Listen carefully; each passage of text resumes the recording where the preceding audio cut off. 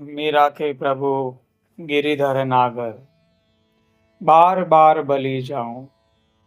और मीरा कहती है कि एक बार तो क्या होगा, बार बार बलि जाना चाहती हूँ। एक बार निछावर करने से क्या हाल होगा, बार बार निछावर करना चाहती हूँ, क्योंकि हर बार निछावर करती हूँ और मोक्ष के द्वार खुलते हैं। हर बार निछावर करती हूँ और स्वर्ग बरस जाता है। हर बार अपने को मिटाती हूँ और अमृत की घनी वर्षा होती है। राजी हो रजा पर तेरी, हुए मजबूर थे हम मुख्तार बने। ये हार हमारी हार है वो, जो जीत को भी शर्माती है। राजी हो रजा पर तेरी, हुए मजबूर थे हम मुख्तार बने। यह बड़ा उल्टा वचन है, यह बड़ा विरोधी भाषी वचन है। लेकिन धर्म का सार सूत्र हमेशा विरोधाभासी वचनों में होता है। यह वचन कहता है, राजी हो रजा हो पर तेरी, हुए मजबूर थे हम मुख्तार बने। तेरी बात मानने को राजी क्या हो गए, उसके पहले तो हम बहुत मजबूर थे, असहाय थे। जब से तेरी बात मानने को राजी हुई, सब असहाय अवस्था चली गई, मुख्तार बने। तब से हम अपने मालिक हो गए। जब से तेरे गुलाम हुए, तब से अपने मालिक हो गए। जब तक अपनी मालिकियत थी, तब तक गुलाम थे। जब तक अपने को चलाने की कोशिश की, कहीं पहुंचे नहीं, सिर्फ लंगड़ाए। जब तक अपनी बात कहनी चाहिए, तब तक तुतलाए, हकलाए। और जब से तेरे ऊपर सब छोड़ दिया, तब से अपूर्व गीतों का जन्म हुआ है, मालकियत पैदा हुई है। राजी हो रजा पर तेरी, हुए मजबूर थे हम मुख्तार बने। ये हार हमारी हार है, वो जीत को भी शर्माती है। एक ऐसी हार भी है प्रेम की, जो जीत से भी बड़ी हो, विजय से भी बड़ी हो। प्रेम में जो हारा सो जीता। प्रेम में जिसने जीतने की कोशिश की, वह प्रेम का शास्त्र ही नहीं समझता। वह तो प्रेम के दरवाजे में प्रवेश ही नहीं पा सकेगा। प्रेम में हार ही विजय का सूत्र है। ये हार हमारी हार है, वो जो जीत को भी शर्माती है। ये नूरे जोहदो तायत है, जो बिजली बनकर गिरता है। इस यहाँ की काला बदली तो रहमत की घटा बन जाती है।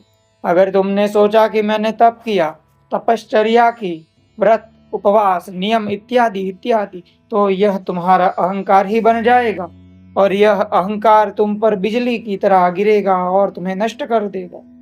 ये नूरे जोहदो तायत है, जो बिजली बनकर गिरता है। यह तुम्हारा अहंकार तुम्हें जला देगा, खाक कर देगा।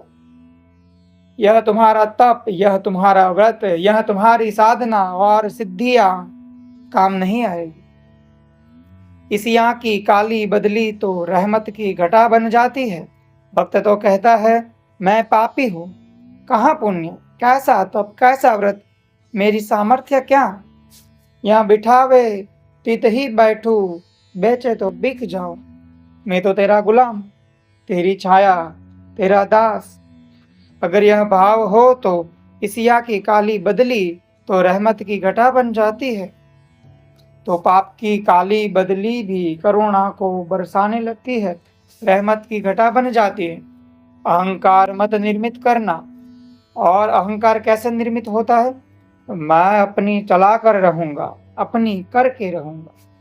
जब तक तुम्हें ऐसा ख्याल है कि तुम्हें कुछ करके दिखाना है, दुनिया कुछ होकर दिखाना है, ऐसा होना चाहिए, तब तक तुम अहंकारी हो। भक्त के जगत में अहंकार को कोई जगह नहीं है, संकल्प को कोई जगह नहीं है। सिर्फ समर्पण ही चाहिए, मात्र समर्पण। जो चाहे दुनिया कह दे, तुम अपना काम किए जाओ। मैयार जमाने के हिम्मत इंसान की अपनी बनाती है।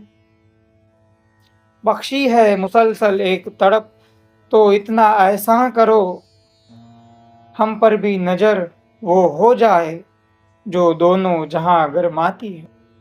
बस इतनी प्रार्थना काफी है कि हम पर भी एक नजर कर लेना, हम राजी हैं। और अभी न करोगे तो कल भी हम प्रतीक्षा करते होंगे, और कल भी नहीं तो परसों भी हमारा धैर्य तो है। निवेदन कर दिया है कि एक नज़र हम पर भी करो, वह नज़र जिससे दोनों दुनियाओं को प्राण मिलता है, जिससे यह लोक और परलोक दोनों का जीवन संभला हुआ है। एक नज़र हम पर हो जाए, मगर यह नज़र उसी पर होती है जो जहाँ बैठा व्यतीत ही बैठ, बेचे तो बिक जाओ। मीरा के प्रभु गिरिधर नागर, बार बार बलि जाओ, इस भाव से भर जाता है। मीरा मगन भई हरि के गुण गाए, और हरि के गुण तुम भी गा सकोगे जब यह भाव दशा तुम्हारी निर्मित हो गई हो, जब यह समर्पण आ गया हो, नहीं तो तुकबंदी होगी। मीरा तभी गा सकी, फिर मीरा ने नहीं गाया। मीरा तो बांस की पोगरी हो गई, बांसुरी हो गई। गाया कृष्ण ने ही, वही गायक है। जहां बिठावे तितही बैठू, बेचे तो बिक जाऊं, यही तो बांस की पोगरी हो गई तुम। अब तो जो मर्जी, गाए तो गाए, न गाए तो न गाए। मीरा मगन भई हरि के गुण गाए, और तब एक मगनता आती है, एक तल्लीनता आती है, तब तक समाधि उतरती है। पिए बगैर ही रहता हूँ मस्त मेरे लिए, ये जामो वादाओ पैमानाओ सबू क्या है। भक्त कहता है, न तो मुझे सुराही चाहिए शराब की, न शराब को पीने के लिए पात्र चाहिए। मुझे कुछ भी नहीं चाहिए, शराब भी नहीं चाहिए। पिए बगैर ही रहता हूँ मस्त मेरे लिए, ये जामो वादाओ पैमानाओ सबू क्या है। मेरी निगाह में रक्सा है मौजे हुस्ने अजल, जमाल जोहरा जबीना की आबरू क्या है।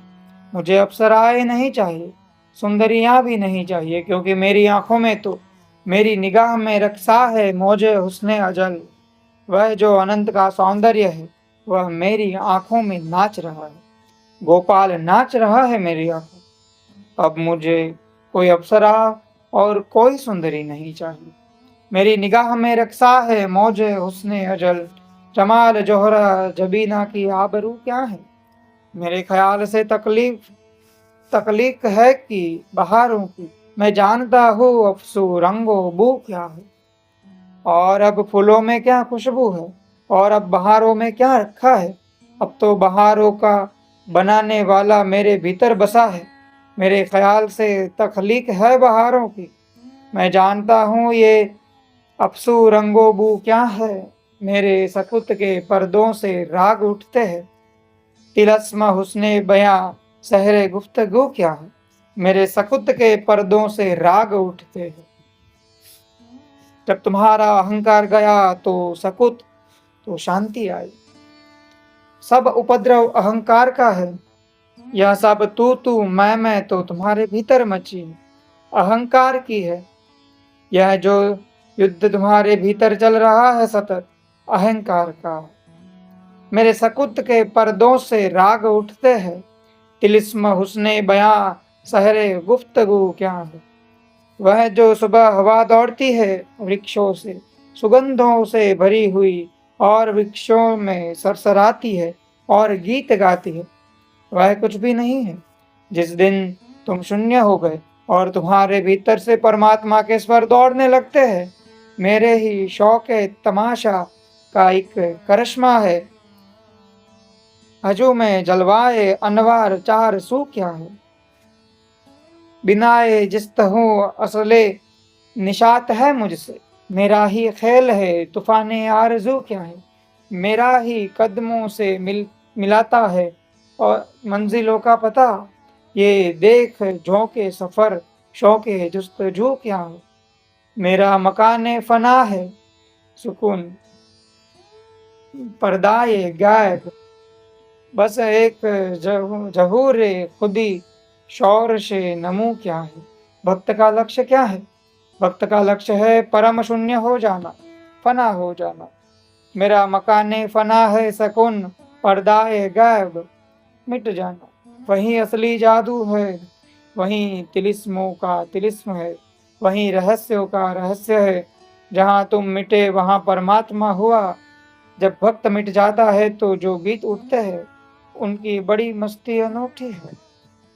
मीरा मगन भई हरि के गुण गाए, सांप पिटारा राणा भेजो, मेरा हाथ दियो जाए।